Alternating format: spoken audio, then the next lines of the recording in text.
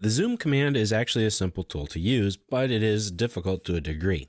That's true because there are a lot of choices to choose from, but yet most of us only use 2. Let's open up a file that has something in it so we can actually zoom in and out. I'm just going to open up one of my recent files here. I'm going to open up the mechanical example file. This comes with this chapter, so you should be able to browse to it and open it up if you haven't opened it up recently.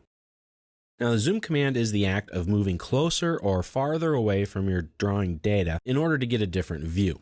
It doesn't change your drawing in any way, just the way that you're visualizing it.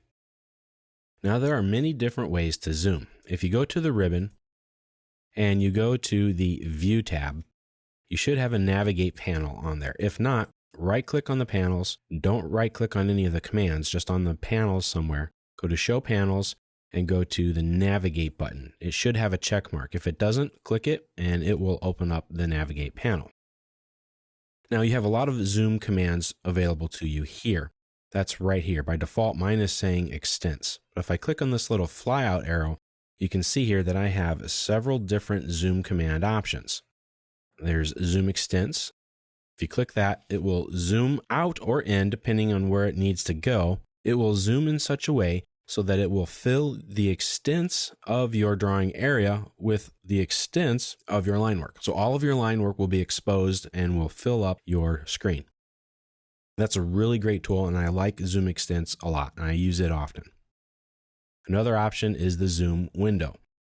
If you click on the Zoom Window button, this will allow you to draw a window on your screen, and everything inside that window will be zoomed in and will fill your display. So I'm going to click here with a left click, and then I'm going to draw my window. I can move it to the left or right, up or down. As you can see here, this is the window that's being created. So I'm going to look at this part, left click again, and it zooms me into that spot. That's a zoom window. So Zoom Extents and Zoom Window are probably the 2 most often used zoom options for people. For me, that's about all I ever use, to be quite honest. I can navigate through my drawing almost everywhere with the pan command, Zoom Extents, and the zoom window. Now you have the zoom previous. That will just take you back to the last state of zoomage, as I'd like to say, or your last zoom state. And it takes you back there. If I click on it again, it takes me back one step even further. And I don't have any more zoom previews saved. So that's what that does. Now, real-time zoom, this will zoom as you drag your mouse, left click, and then drag your mouse up or down diagonally, back and forth, and it zooms in real time. So that's kind of handy if you want to zoom in on something slowly and still see everything as it's zooming in. Now it's going to focus on the center of your screen. You don't really focus where you click at. As you can see, I can click anywhere, and as I move up or move down, it zooms in or out accordingly. That's real-time zoom. As I said earlier, a reason to use that is so that you can zoom in slowly, accurately, and it's very easy to see what you're zooming to. One reason not to do it is that it's very slow. Now, Zoom All. Zoom All is very similar to the Zoom Extents, only that it will zoom to all of the places you have ever worked at in this file. So if I've done some work over here, let's say I've drawn a rectangle. If I do a Zoom Extents, of course, it's going to zoom in and show all of my line work and just fill the screen the best way it can. If I go to Zoom All, kind of does the same thing. You can see that there. If I remove this, I click on Zoom All, it remembers an area that I've gone to before. Now you see that rectangle kind of moved away, but it will zoom and display all the objects, as the tooltip says, that are visible, along with your visual aids. You can change the magnification and settings for the Zoom All so that it will fit something very specific if you'd like to. However, the majority of the time, you're not going to spend the time to do this. The dynamic zoom is really cool.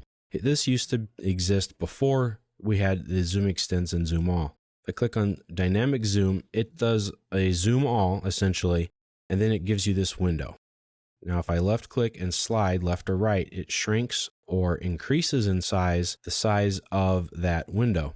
And then I can pan it around and move it by left clicking, holding it down, putting it into position, letting it go, and then I can zoom it in or out again.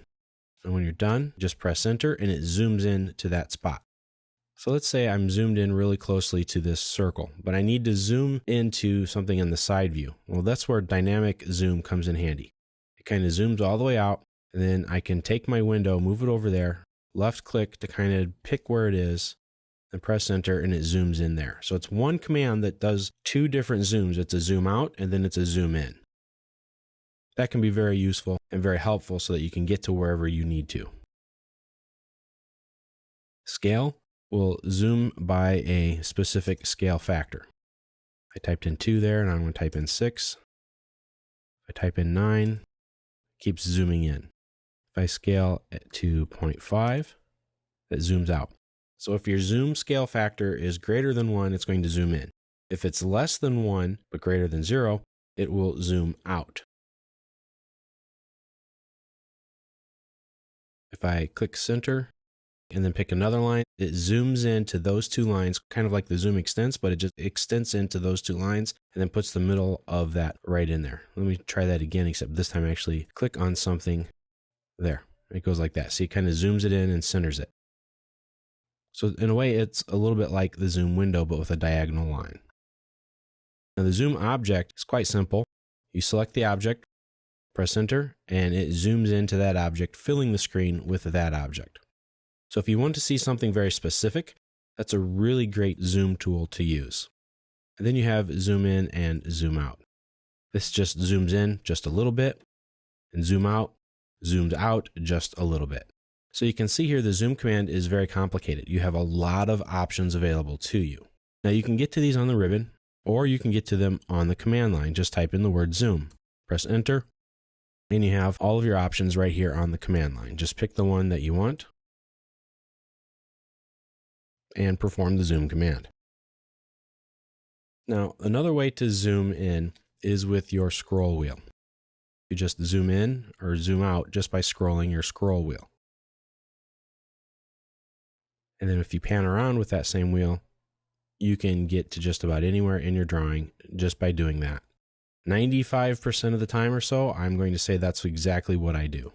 The other thing I will do is do a zoom window. If I just type in Z for zoom, W for window, and that'll give me exactly where I want to go.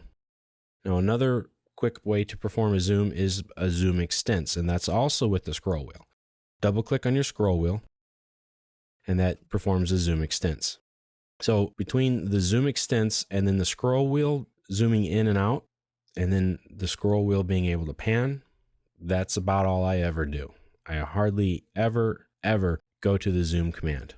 If anything, I just type in Z as my keyboard shortcut for the zoom, press enter, then W for window, and I'll do that.